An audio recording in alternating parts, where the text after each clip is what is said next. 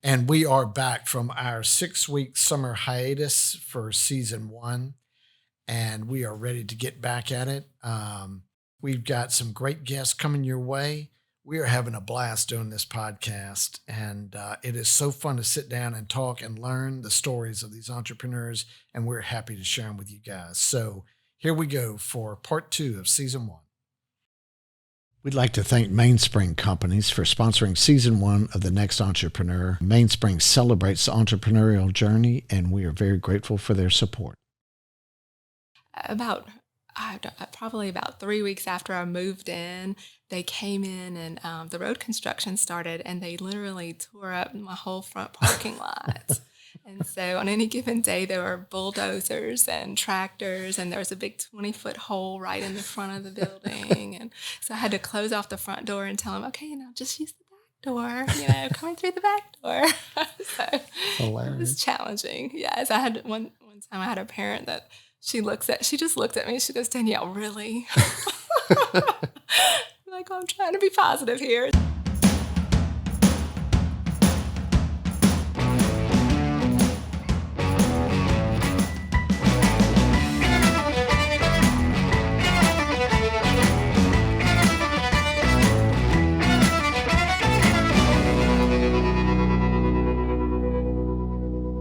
Hello, I'm Andrew McClendon, your host of the Next Entrepreneur podcast, and we are back with our guest, Danielle Mixon. Danielle, welcome to the show. Thank you. So, Danielle, you're an occupational therapist. That's right.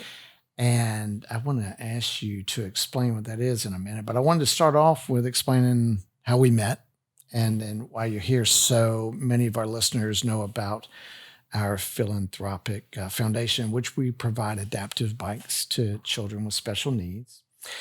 And your clinic had recommended a child. And so the first bike we delivered to you, you were in one building, very impressive building. And the second child, by the time we came back to deliver that second bike, you had grown into 2 buildings. And then most recently, we did a third delivery to your clinic, and you're in yet another big, beautiful building, I guess, where you've combined the 2. And it's just so impressive. And I've just watched your growth of your business, and everything about it is just really exceptional. So congratulations on that. Thank you. Appreciate that. And so I look at your business, and I'm like, okay, there's a lot going on here. So here's this entrepreneur. Here's Danielle Mixon. She's an occupational therapist. And yet, in order to end up in this beautiful facility, you had all these things going on. You have site selection for your business location. You've got architects you've had to hire and contractors. The building is beautiful. The inside is equally as beautiful. You've got interior designers that look like we're engaged, and all your furnishings and your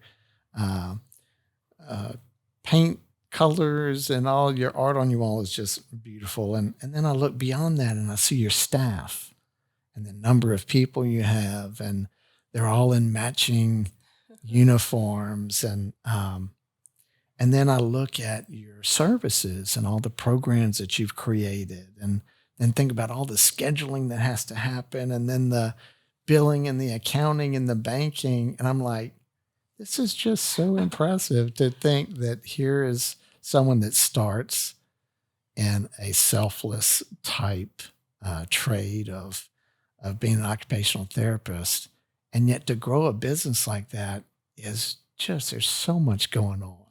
So congratulations on that. Thank you so much. Thank you, Andrew. And I think when I invited you to come on the podcast, you could tell how impressed I was with what all you have accomplished. So look, why don't we start with you explaining what is an occupational therapist? Okay, sure. An occupational therapist helps people get back to their job of living. Okay, so that can look completely different based on the person's age, the person's interest, the person's occupations in their daily life that they want to achieve.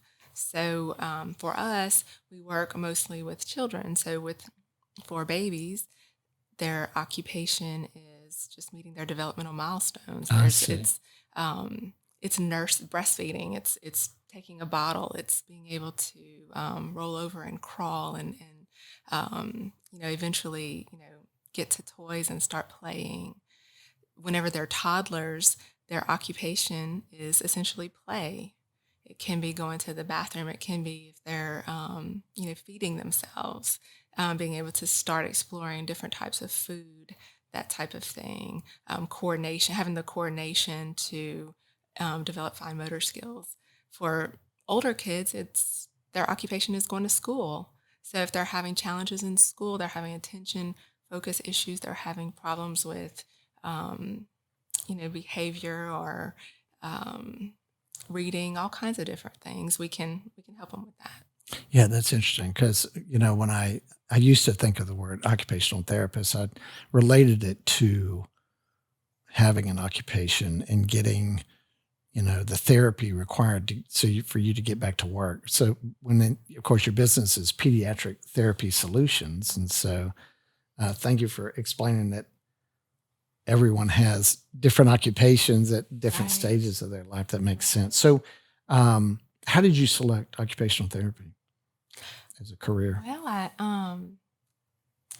actually did. I thought initially that I wanted to be a physical therapist, Mhm. um, but I knew it wasn't quite exactly what I wanted because I'm intrigued by the mental aspect of occupational therapy. So when I went to college many years ago and I took a personality quiz, um, the occupational therapy came up, and I'm like, well, what is this? I had never even really heard of it, and I read about it and researched it, and I was like, oh, this is exactly what I want to do. And I changed my major to occupational therapy. I Oh, never looked back. So, and I'm so thankful. And I went on with it. and you worked in schools and as well as clinics. Throughout the course of my career, I've worked in schools, I've worked in outpatient clinics, I've worked in home health, in hospitals, all around.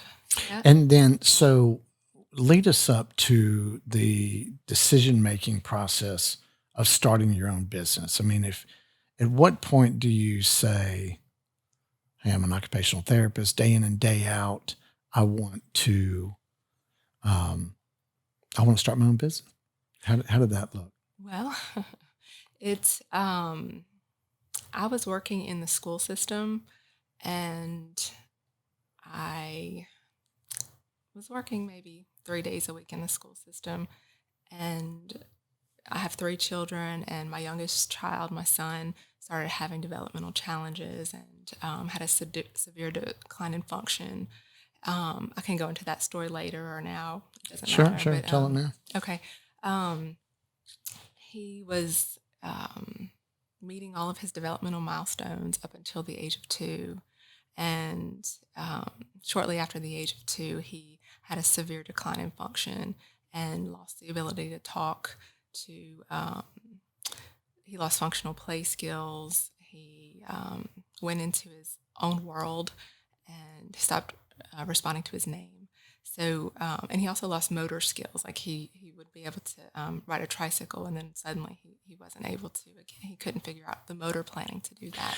So, with your training as a therapist at that point, did you have insight to what you thought was going on with him, or was it a so difficult Well, and shocking that it? it's really, when it happens to you, it's really shocking. And I think I went into a little bit of denial, or I think just as a parent, you think, well, maybe he's just being quiet, or something's going on. He's going through a stage and he'll grow out of it. But Yeah. but it wasn't. It didn't take me long to maybe a few months, a couple of months or so, and then, like, there's a big problem. So it's symptoms of autism. Right. Um, and so I started looking for help, and the therapist would come in to work with him. They'd come to our home, and traditional therapy was not giving us the results we were looking for. I'd try different things and he would just scream. So it's kind of called it scream therapy. If he screamed for less than half the session, it was considered a good session. So we were just, having some real challenges there. And so someone recommended that I, take him to someone who was doing things a little bit differently. And so I took him to a therapist, and she was doing something called reflex integration work.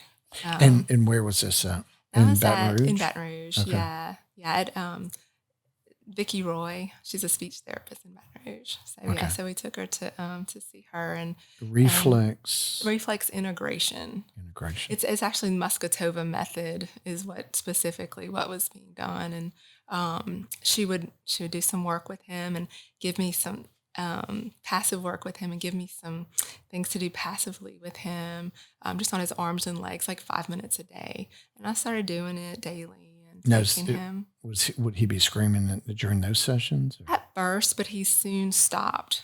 And he stopped screaming during the sessions, and then I would go home and do the therapy with him. And he would, I'll never forget one day I took him out. We were on a camping trip, and I said, okay, well, I have to, before we go do our thing, I need to do my little exercises with him. And while I was doing them, he looked at me and gave me eye contact for the first time in, God knows how long, many, many months, and just really noticed me. And so I could tell it was like a window that was pulling him out of his world and into our world. So so I backed off on my job, at school. At school, I think I went down to 2 days a week, and I made him my full-time patient and started working with him. Oh, wow. So you noticed the immediate impact that this new method was having. And absolutely. Yeah. And absolutely. then turns your focus to him. Yeah. To him. I'm guessing what I'm hearing you say is that you sensed that there was an opportunity, there was something that was working. And if you kept working that, then more more progress could happen. Could come out of it. Absolutely. Absolutely. And so how did that develop? That worked. It was over the course of 2 years that I worked with him intensely. And actually, on the days that I went to work, I hired someone to come in, and she would work with him on the days that that I was working. I developed a 30-page home program for him to address all the areas that he needed to help him grow developmentally. So, and I would make sure that they were checked off, and then the lady that I hired would come in. She's actually a preschool teacher or preschool / kindergarten teacher that ended up taking the whole year off of work to come work with my child, because she just fell in love with us. Like, she at first said, I can only come for a few weeks because I'm going to another job, but she ended up taking the entire year off to come in and be our personal assistant with my child. So that was such a blessing. Oh my God. So every week we would work towards these goals and take him to the therapy. And, long story short, he just had a miraculous, just recovery. And he, at the age of 2, he was almost 3 when he was tested, and he was functioning on the level of a 13-month-old with his communication skills. So I was below the first percentile for his age, and he is currently, we've discharged all special education. He's in the regular education program. He has friends. He's actually tested into the gifted program. Like sports, he was nominated for the Student of the Year of his school in 5th grade. Oh my goodness, that's amazing. So so it's just, every day that I have with him is such a gift to me. And I have no doubt that had he not received intensive early intervention, his future would look very different, that he would be in a self-contained class and, would not have the opportunities that he has now.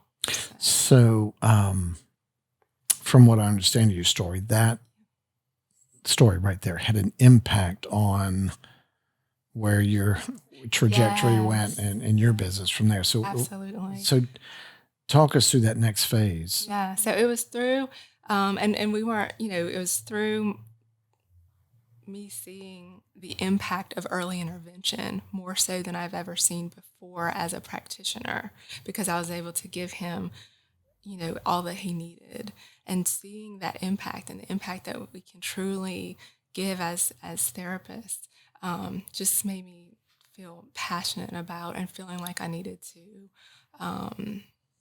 just share that with others and help other children and help other families, to give them hope and to help their kids achieve similar results. So that was my motivating factor, was that I just felt obligated to do it. And the way that you would address that would be by starting your business. I did. Yes. Yeah. One summer I took on 2 patients privately, and I started working with them. I actually leased a room at the therapy place where I was taking Will. They let me borrow a room one summer, and so I leased the room from them, and saw just a couple of patients, and it was so rewarding, and I loved it.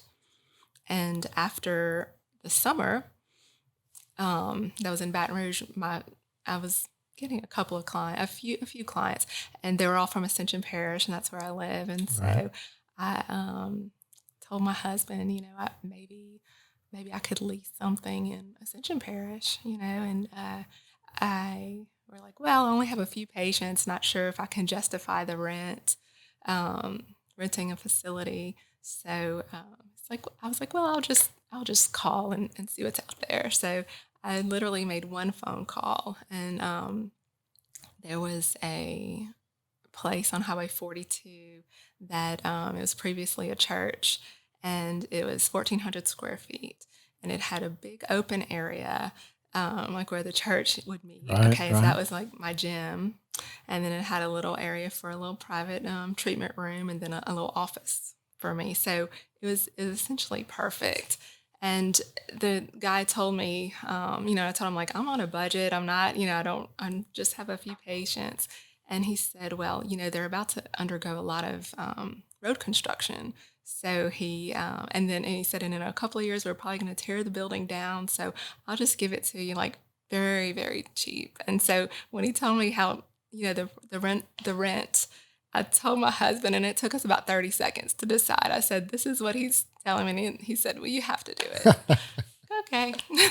So that's how PTS started. Oh, that's wonderful. So I said, okay, well, as long as I just keep my 2 or 3 patients, we'll be able to pay rent. We're good. And that's how we started. Now, how long were you in the church? 1 year. Yes. Yeah. And I mean, it was a challenging year. It really was. Well, yeah. I mean, you still got to make it work and get word out there and find clientele and have signage and Right. all that. But you're still the sole employee at this point. Right. I was the only employee Through the first year? Yes. Yeah. So I was still working part-time in the school system. And then on the other days I would, I'd work at the clinic and see my patients privately. And probably about 3 weeks after I moved in, they came in, and the road construction started, and they literally tore up my whole front parking lot. And so on any given day, there were bulldozers and tractors, and there was a big 20-foot hole right in the front of the building. And so I had to close off the front door and tell them, okay, just use the back door, coming through the back door. So Hilarious. it was challenging. Yes, I had one time I had a parent that she just looked at me. She goes, Danielle, really? I'm like, well, I'm trying to be positive here. So yes, That is so funny. Yeah. So, did you go from the church into another building immediately? Did. Yeah. Well, I was in there a year, and then after a year, I hired 2 employees. Oh, wow. And so my first OT, and then a therapy tech.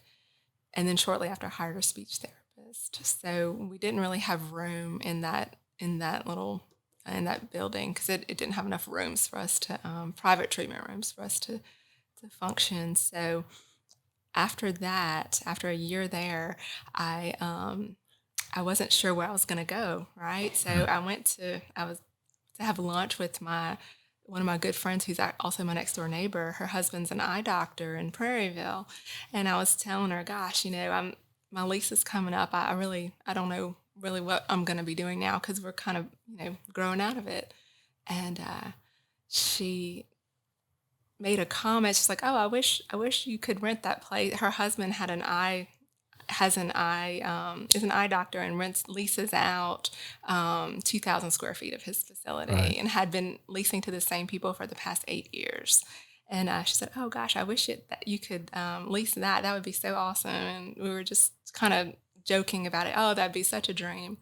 Well, we went home, and she texted me later on that day, and she said that when she joked about it with her husband, she said he got real serious and said, "I forgot to tell," like he said, "I didn't get a chance to tell you yet that they just told me they were not renewing their lease, and it was going to be open for me." So anyway, that was the beginning of my second facility. Oh, wow. Was that I ended up leasing it, and it was they were able to modify the rooms to make them exactly the way I needed So them. you left the church and you moved into how big was your second location? It was about 2,000 square feet. Yeah. With some private rooms and Several, 4 or 5. We had 4 private rooms, but then we actually, we were there for 2 years. After about a year and a half, we were busting at the seams, and I even had to come in and get somebody to make a fake room for us, and curtains from the ceilings and walls, so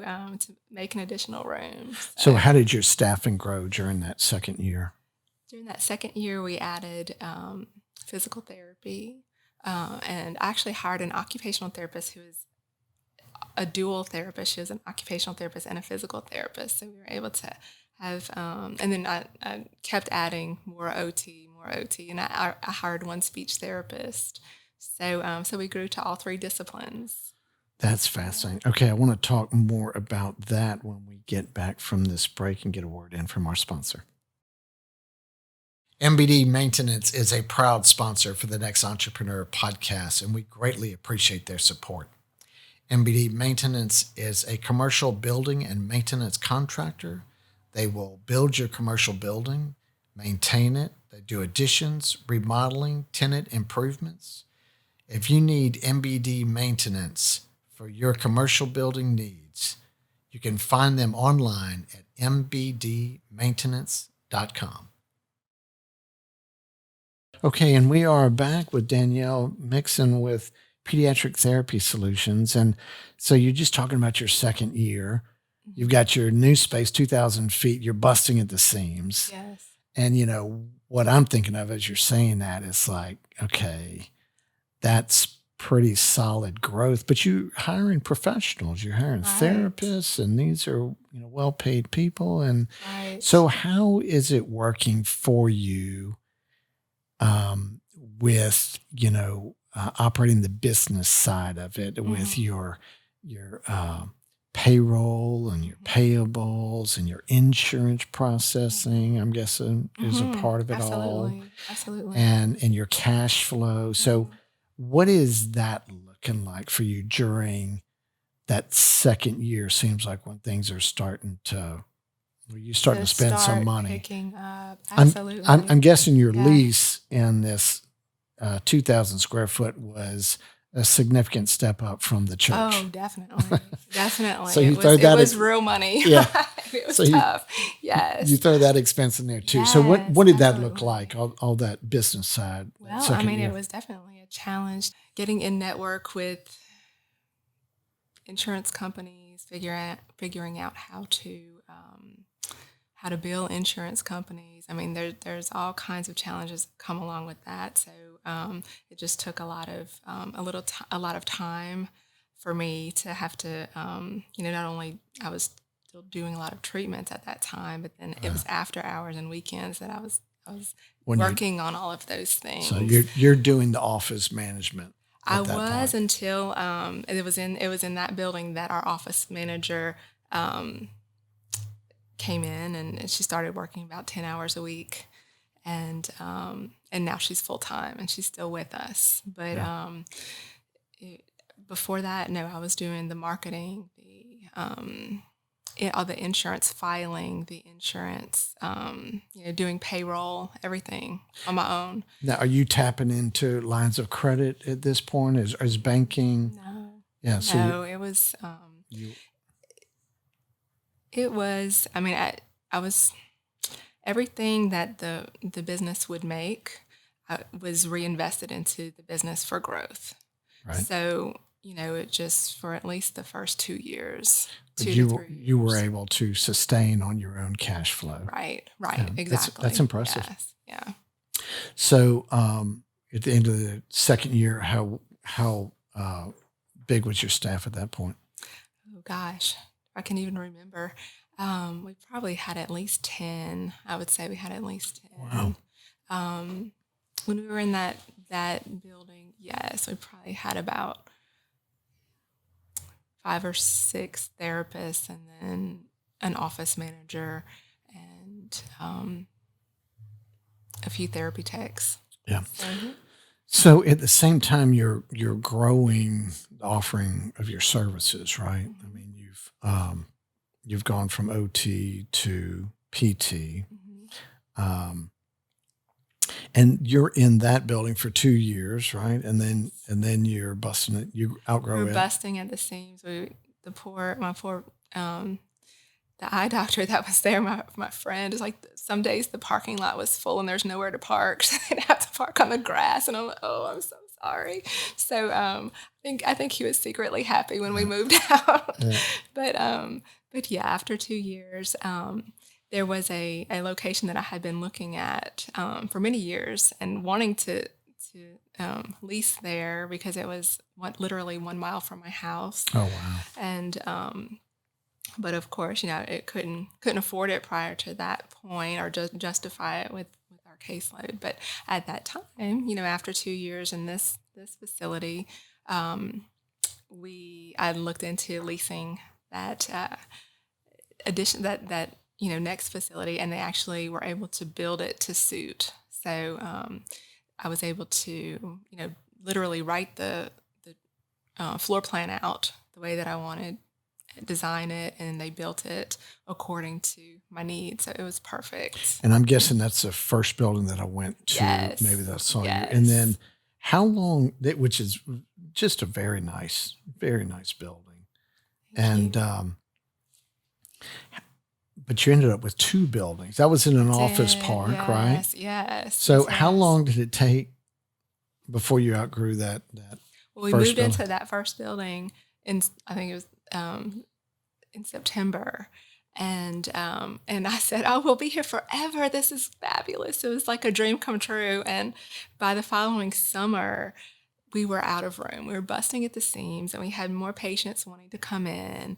And I don't want to put limitations on it if I don't have to. I wanted to, service the community. Sure. And so I leased a second unit across the parking lot from where we were. So for probably a year and a half, we had both units, or both facilities.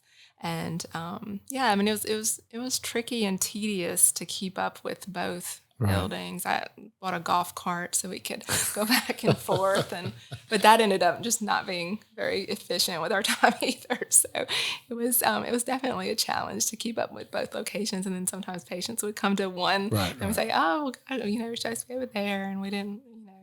It was a challenge, but it was good. It was good. The building you're in now, which would be your next step, Yes. is Yes. how big is that building? It's just under 8,000 square feet. It's 8,000 square feet. Yes. And I know I've said this 10 times already, but it is such a beautiful building. Thank you. So you must be very proud of that. Love it. Yeah. How did that process, as far as, was that a build to suit?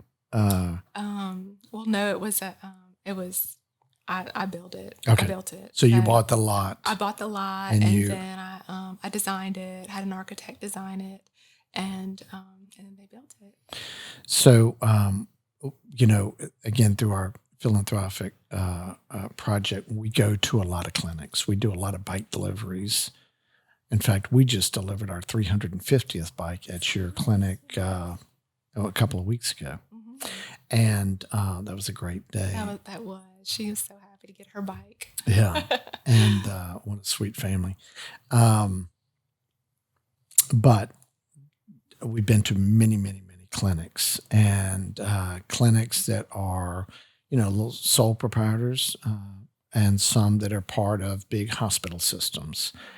And yours, your clinic is at the very top as far as size of gym and the impressiveness of it all. So Thank you. that's why it struck me so much. Is I've seen a lot of clinics. Yes, I bet you have. So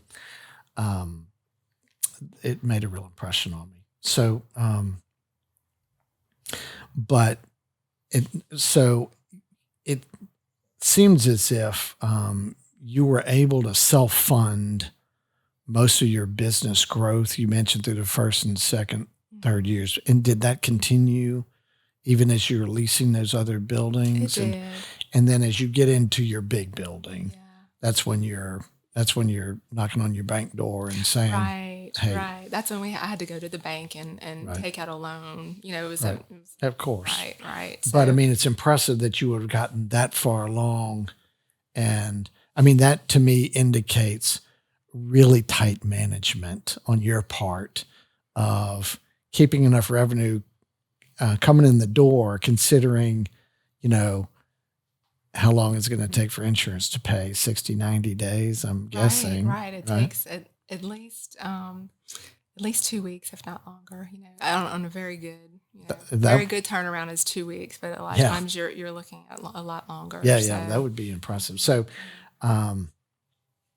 well, that's interesting to have gotten that far. So, but your staffing now is up to?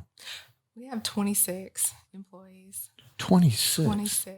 My goodness. Yeah. So, it's great. And I mean, I don't take that responsibility lightly, that these people are depending on me for their livelihood. So I just feel that it's very important that I'm responsible with the finances so that, they can get paid and, and everything can run smoothly. And I've always had that, I don't know, just that mentality that I want to have save a lot of savings just in case something happens, like COVID, Right.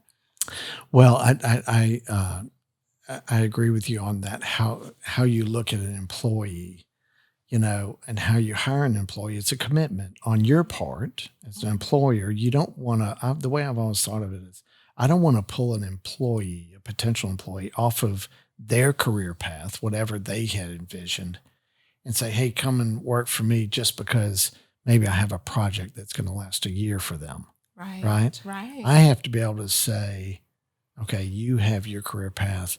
And in order for you to come work for me, I have to create a greater career path for you. And I've always took that very, very seriously. And I think that's how you get good employees and how you hold on to good employees. So let's talk a little bit about your business, right? Okay. So you mentioned that what you're specializing in with the Muscatova method, right? Right. And that's a method that the OTs perform? It's primarily done by our occupational therapists, but it's across all three disciplines. Okay. We have some education across all three disciplines, but I send the OTs in particular to the trainings and to get them very well versed with it, so that we can just do it across the board. And so there's so much. So let me ask you: is this method most effective with children with autism spectrum diagnosis? It can be effective with anyone with across a lifespan. They don't have to be a young child with autism, but I find that it's extremely effective with people who are having a lot of anxiety, a lot of their brain is in fight or flight, is how I describe it. I see. So that, and in occupational therapy, a big reason why people can't perform their occupations is because they're in fight or flight. And so it's very applicable to many, if not most, of our patients in occupational therapy. So yes, it's very effective with kids on the autism spectrum because they're in so much stress. So that they're prone to frequent meltdowns. So what we see when we start doing this with kids on the autism spectrum is, number one, you don't have to be able to follow commands for us to do this. We can do it passively with a nonverbal child who does not respond to us. And what we see is that they decrease in tantrums, decrease in neurological stress. And once the neurological stress has gone down, they have more availability for learning.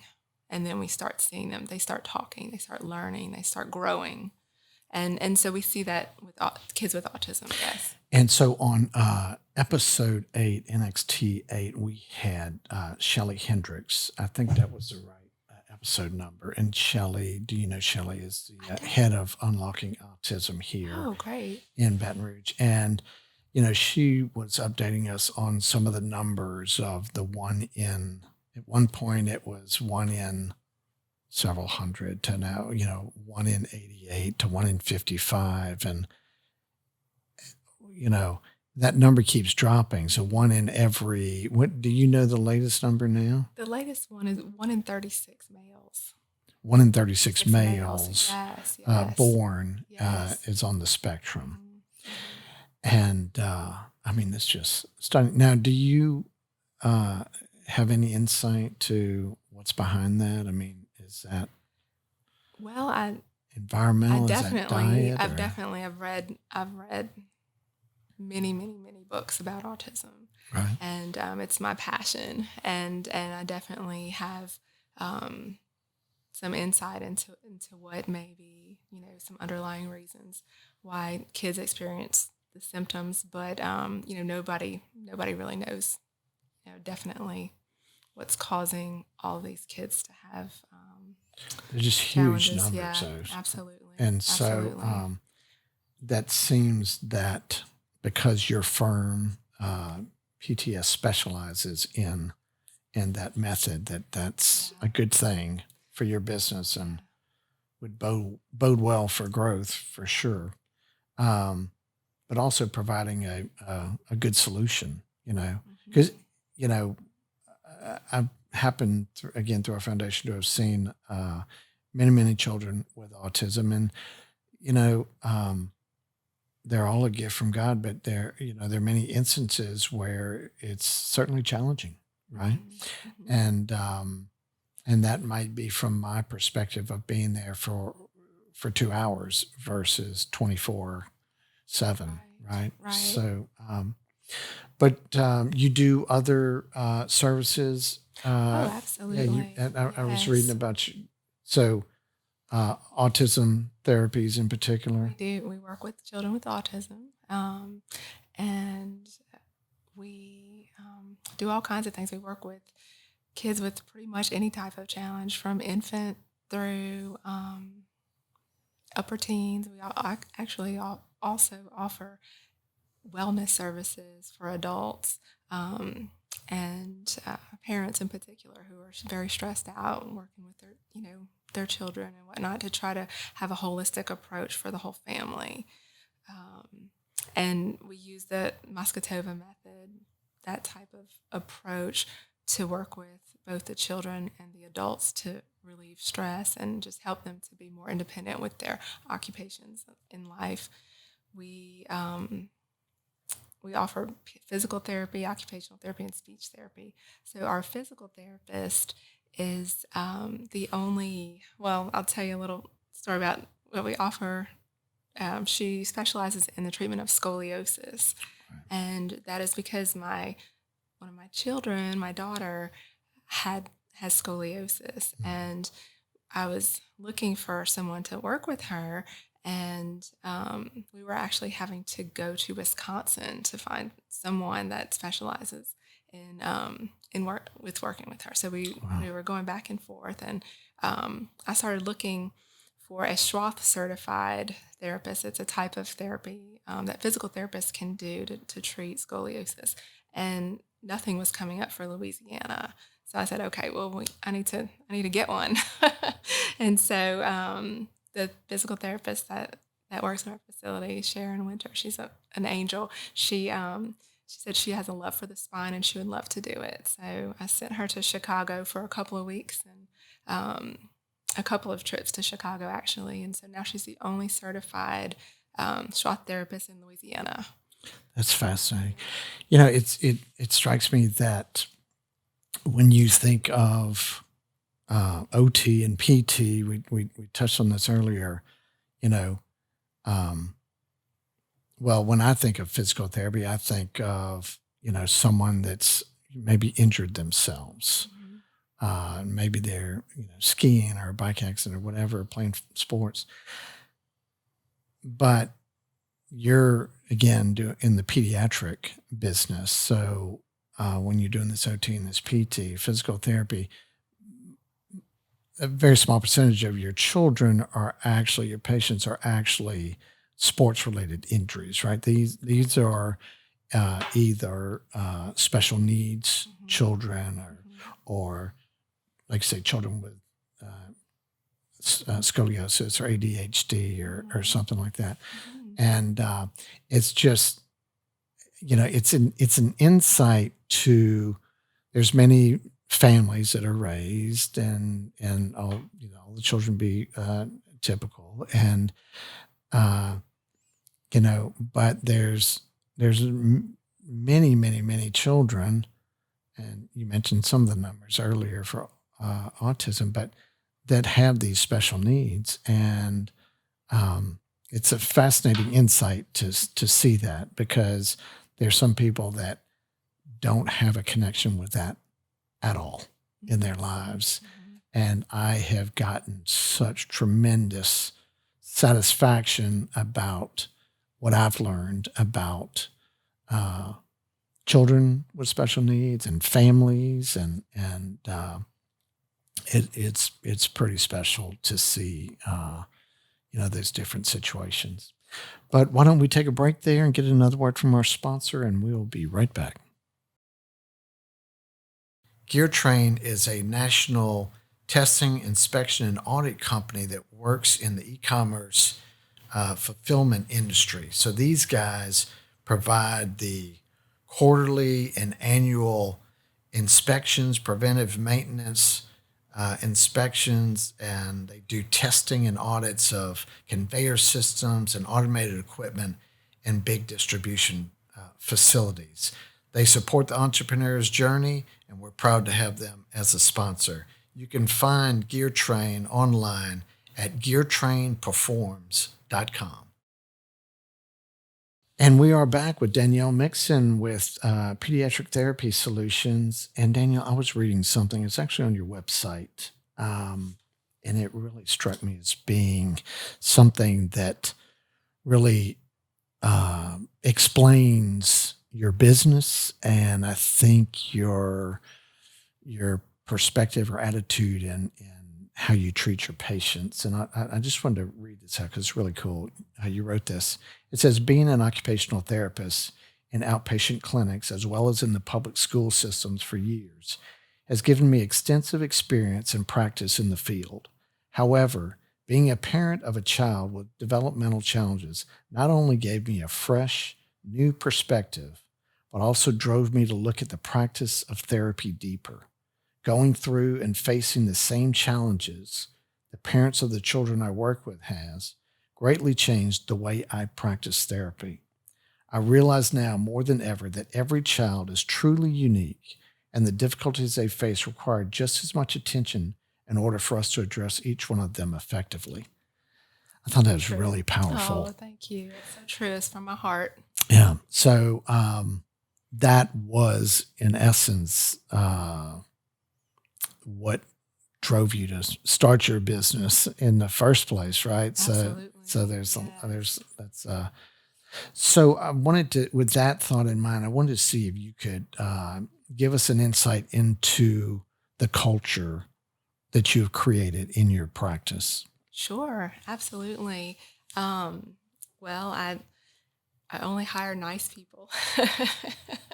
And when I interview them, I have a very good intuition. I can pick up on things pretty well. So I make sure that the employees that I hire are nice and have a servant heart. And Yeah. and I can tell, Yeah. just from interviewing, just little Yeah. subtleties of the interviews. Well, Um, to interrupt you here. So yeah, I imagine that you can determine that there's some people that are maybe doing whatever it is as a job right, versus as a passion, right, right? right. And I know I've met so many passionate people in your business, right? Young therapists that Yeah. are truly, loving their kids. So Yes. I could see that making that happen Hmm. and collecting or assembling rather a group of, you know, good spirited therapists is a great start to your success, right? Absolutely. Absolutely. My team, I'm so proud of my team. Um, they are definitely the reason why PTS is so successful. It's just they are, you know, I, whenever I hire employees, I tell them I'm a laid back boss for the most part, but I have a few strict rules. And one of them is that um, one of the hardest things about being a parent with a child with special needs is the judgment that you receive from others. And I know that was particularly difficult for me because, my child's having a tantrum and in the store and people, oh, well, I would have done it this way or I would have done it that way. Well, I tell my employees, we have not walked a mile in anyone's shoes, so we do not have the right to judge them. So even if our kids come to therapy without shoes on, or if the parents are stressed, if the parents are grumpy, we take them with loving arms and we do what we can with the kids and with a servant heart and a non-judgmental attitude. And so everyone agrees to that, and I tell them that in the interview. That's it. We're a judgment-free zone, and depending and I can tell based on their reaction whether or not they're a good fit for us. Right. And in addition to that, I truly believe that attitude is contagious, and that one bad attitude can sink a ship. So it is very important that we have a positive attitude. That my employees, and I tell them this, it's very important and essential that you're able to leave your personal stressors at home and come to work ready to give 100%. Because the kids that we work with, a lot of times they need 100% of what we Right. have for them to be able to grow. So, and I try to lead by example. Nobody's perfect, but I try to lead by example. It's my passion, and I can tell that my employees, they, you know, they live by that. They really do. And so, as far as investments in training, do you have things you do about that? Yeah, absolutely. We have, and for the most part, especially for our full time employees, we have a very extensive training program, and it's, the therapists have 3 weeks. They're trained, they observe, they learn. We specialize in reflex integration, the Muscatova method. We do visual motor exercises incorporated into our therapies. We offer lifelong wellness. We offer a lot of things that are unique that they do not learn in school. So we have to do a lot of training, so they undergo an extensive training session. And then I understand and appreciate the importance of education. So I have an extensive continuing education budget that I will send people to courses to get to specialize in different things, and without up to $1,000 a year for our full-time employees, or if there's even a part-time employee that has a course I really want them to go to because I think it could really benefit the kids in our community, then I'll fund that for Oh, them. that's wonderful. Mhm. But you got to think that it's not only a benefit to the community and the children that you serve, but also for the employees and their career development, right? Right. So that's huge. Yeah. That's Yeah. fantastic. Anything else on culture you wanted? touch on? Well, There's a that lot covers going it. on Yeah. there. Yeah. We just have to have a servant heart, giving, good attitude, in it for the right reasons. Yeah. That's Well, how it's effective because it's palpable. I mean, you can feel it in your business, and I congratulate you on that. Well, thank you. So I did want to talk to you about marketing and Okay. your strategies there and how you go about it. How do you grow your business through marketing? Well, Facebook is probably my biggest marketing strategy. I started just putting posts on Facebook, and it's definitely, I think people often underestimate how much it takes to grow a business and how much marketing you have to do to grow a business. So when I heard that, or read that people typically have to hear or see, hear about your business 8 times before they'll even remember, to think about it. So I'm like, okay, well, we're gonna have to speak up, and the squeaky wheel gets the oil. And so I do a lot with Facebook. I run a commercial. I have a commercial, and I'll do ads in magazines here and there. But for the most part, it's a lot of word of mouth and Commercial on that type TV. of thing. Commercial on TV, yes, Yeah. yes. Hmm. Well, very cool. So just wanted to wrap up and talk about your vision for the future. Like when you look, you've had a lot of success. And as you look out 5 years or 10 years or maybe even 20 years down the road, what's your grand vision for your business? Well, I don't want to put any limitations on it, So I don't. I'm going with what I know is right. I have a passion and a clear vision as to what is right at any given situation. So I want to continue to grow to meet the needs of the community. And I have so many ideas. I have so many programs and ideas that I want to implement that we don't have room for in our facility. Right. So once the facility is at max capacity, I'll stop, I'll take a breath, I'll look at it and evaluate, my life and the needs and my resources and the availabilities. But I can definitely see us expanding to other facilities in the future. Would you look at other markets? In other words, like if you had a fully thriving location, Mm-hmm. would you look at starting, another location? Possibly. Absolutely. Absolutely. My oldest daughter is in college for physical therapy. Oh, She wow. wants to be a sports rehab. She wants to work with sports injuries. So she wants to own her own business and Okay. whatnot. So we may go into business together in the Yeah. future, if that's the plan, So I can see myself, opening up a sports rehab facility, perhaps, Yeah. Can't put a limit on that.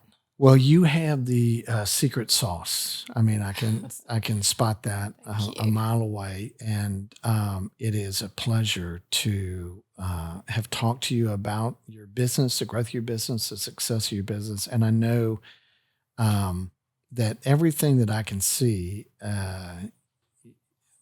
that's customer facing or someone that walks in the front door facing is very well done, very impressive. And congratulations again on that. You can Thank tell how you. impressed I Thank am you, with Andrew. you. I appreciate it. But, and look, continued success on the future. And I know whatever you touch will be well done. So Well, thank you. congratulations, Danielle. Thanks so Thank you, much. Andrew. Well, I think you could tell how impressed I was with Danielle Mixon and her Pediatric Therapy Solutions business. I think her success was born of a passion that she had with her family experience and the success that they had in addressing their son's condition.